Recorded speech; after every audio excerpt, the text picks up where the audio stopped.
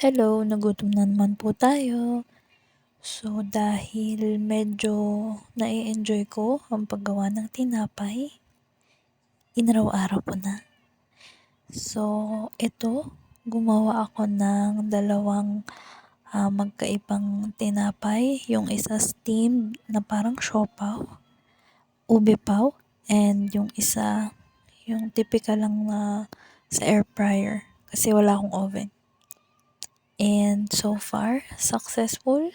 Hindi ko akalain pwede ka palang gumawa ng dalawang uri ng tinapay sa iisang recipe.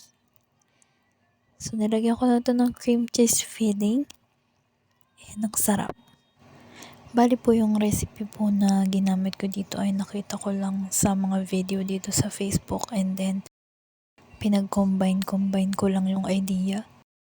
Tapos, successful naman siya. Bali, pangatlong beses ko nang nag-try ng tinapay.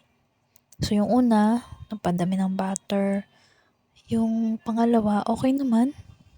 And then, naubusan ako ng breadcrumbs.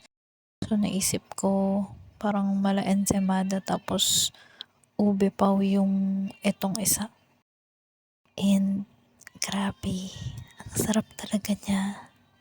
Hindi na ako maghahanap ng golden J siopaw kasi kaya ko nang gumawa ng sarili kong dough para sa siopaw.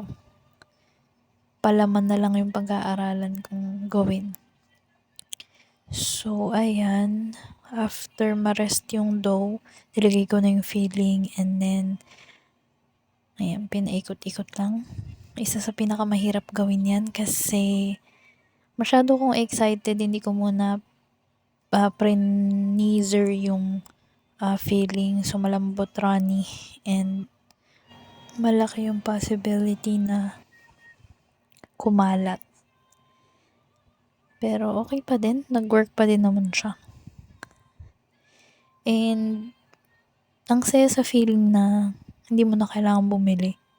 Gagawa ka na lang, and masarap pa talaga kasi pwede mong ilagay kahit anong ingredients na gusto mo.